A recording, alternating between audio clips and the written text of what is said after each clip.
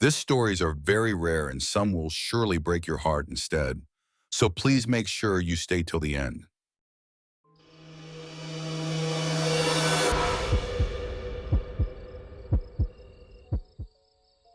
I was working as an EMT on a 911 unit and we got called to a hit and run. The cops were already there when we arrived and I knew the area, one of those parts of the city that always felt tense, like something bad was always just around the corner. We pulled up and it didn't take long to piece together what had happened. A guy and his girlfriend had been arguing in a parking lot, and things escalated. He ended up running her over with his car. And then, for whatever reason, he backed up and did it again. Seeing her there, lying on the pavement, was tough. She was still alive, but just barely, and her vitals were dropping fast. We rushed to load her into the ambulance. A firefighter and a cop hopped in with us as we worked to stabilize her. She kept whispering something, barely audible. "Tell my mom. Please tell my mom," she kept repeating. At the time, I figured she wanted us to let her mom know she'd been hurt, and I assumed the hospital would handle it. It was a horrible scene, but I had to stay focused. We did everything we could, but it wasn't enough. She flatlined before we even got to the hospital, and despite all their efforts, they couldn't bring her back. Later, while my partner and I were finishing up the paperwork, I was getting ready to hand her belongings over to the staff. A nurse I knew was holding a crumpled piece of paper that had been found near her purse. She looked shaken, and not because of the trauma we'd just been through. When I asked her what was wrong, she handed me the paper without saying a word. It was a college acceptance letter. It hit me hard. In those final moments when she kept saying, "Tell my mom," she wasn't talking about the accident. She wanted us to let her mom know she'd made it, that she'd gotten into college.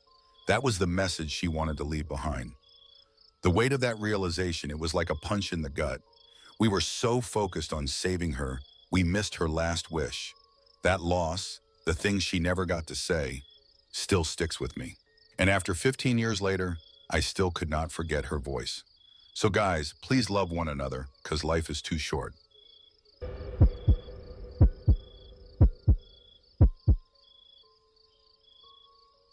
I've been a hospice chaplain for a while now, and one thing I've learned is that death doesn't always come in the way we expect. Many times, patients begin talking to deceased family members or even long-lost pets as their time nears.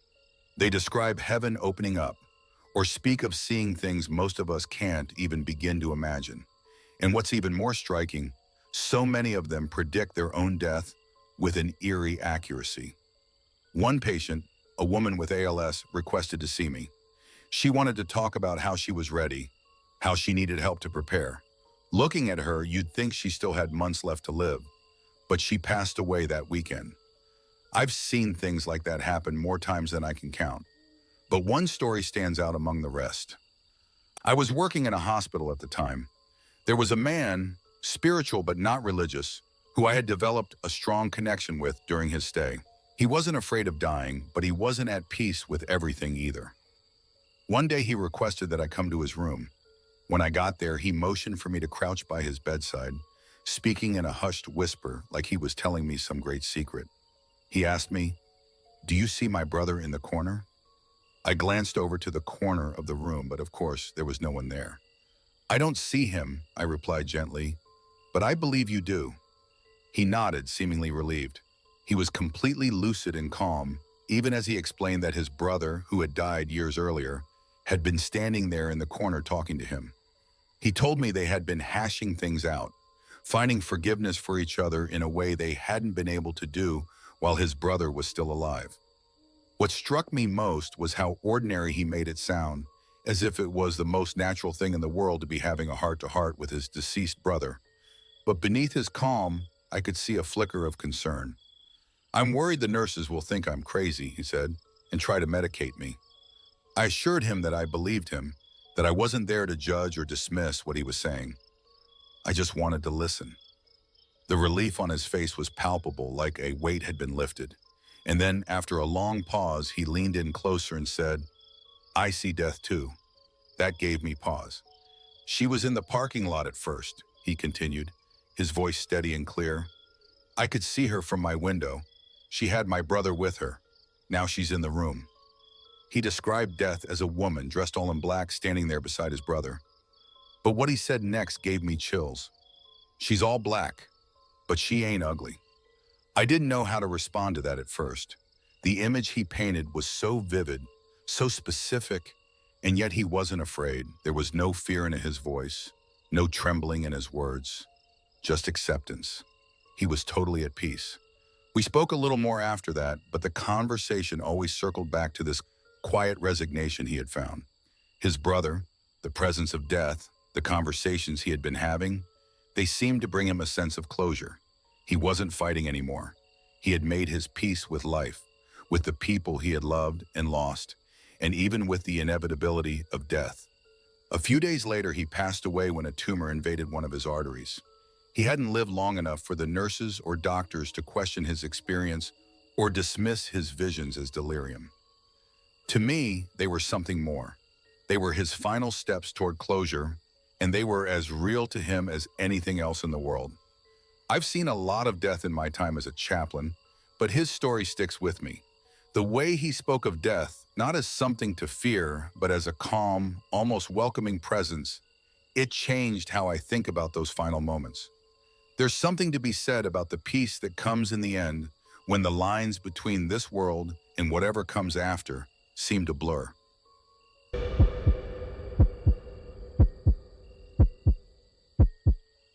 I had only been a nurse's aide for a couple of months. Still new to everything, still trying to find my footing. During those 2 months, there was one patient who stayed on my caseload, a hospice patient. He'd been there long before I started, caught in that strange space where life clings on, even as death seems just around the corner. Despite everything, he always seemed steady, like death was close but keeping its distance. Until one night, that is. That night changed everything. From the moment I stepped into his room, I knew something wasn't right. He wasn't himself. His eyes, usually calm, were frantic, darting around like he was seeing things I couldn't. His breathing, shallow, ragged. But it wasn't just that. There was this tension in the air, something unspoken but heavy, almost like a threat. I tried to explain what I was doing, following my routine, but he wasn't listening. His words came out slurred, angry, like he was fighting something invisible, something I couldn't see.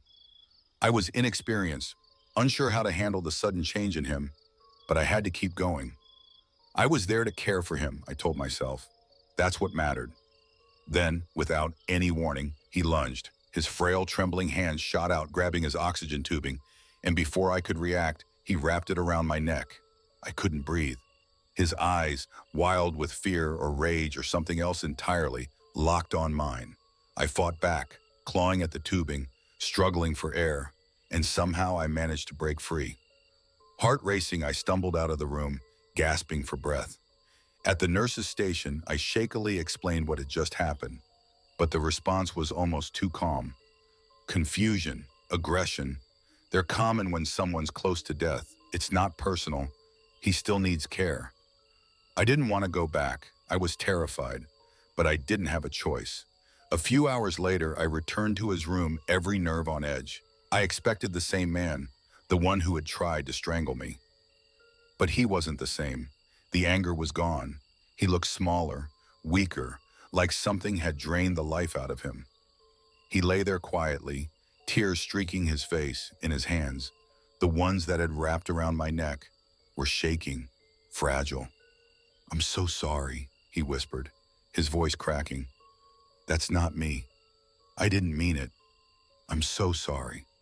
The sorrow in his words was almost unbearable. I told him it was okay, that I just wanted to make him comfortable. He looked at me, eyes hollow, filled with something deeper than sadness. Resignation, maybe, or acceptance, or both. He thanked me, but then his tone shifted. Urgency crept in. "I'm going home," he said, repeating it over and over, each time more desperate. "I'm going home. I'm going home." I thought he was still confused, caught in whatever had overtaken him earlier. I nodded, not fully understanding what he meant. I finished my shift and went home, trying to push it all out of my mind. But an hour and a half later, I got the call. He had passed. The man who had apologized so tearfully, who had told me he was going home, was gone. They said the room felt different after he died, colder. The other aides mentioned the lights flickered, the machines made strange sounds, as if even the room knew he was gone. His last words haunted me. I'm going home. Only later did I realize he hadn't meant any home here. He knew. Somehow he knew he was about to die. And in those final moments, he wasn't confused at all. He was preparing, trying to tell me. But the way he said it, with such desperation, still makes me wonder. Where exactly was he going? And why did it feel like he was running out of time? It's been almost 12 years now, and his voice still echoes in my mind sometimes. I'm going home. The weight of those words hasn't left me, and maybe it never will. And on quiet nights, when I'm alone, I can almost feel that presence lingering still.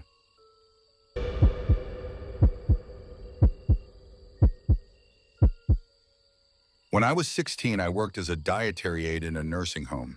It was a pretty nice place, well kept, but like many nursing homes, it had a quiet, almost eerie atmosphere. You could feel the weight of time in every room. There was one older gentleman I got pretty close to. His name was Martin, a World War II veteran. We used to sit together after meals, and he'd tell me stories about his time in Europe. He had seen so much loss. He always spoke about the men in his company, the friends he had lost. There was a heaviness to his voice that I couldn't shake, even though at the time, I was too young to fully understand the weight of his memories. Several days went by, and I noticed Martin wasn't coming down to the dining room for lunch or dinner. Concerned, I asked around and found out that he had fallen out of bed. The nurse told me it was just a spell, something minor, but the truth was that he had suffered a stroke. The doctor had him sent to the hospital for observation, and he was gone for about a week. When he finally came back, he was different.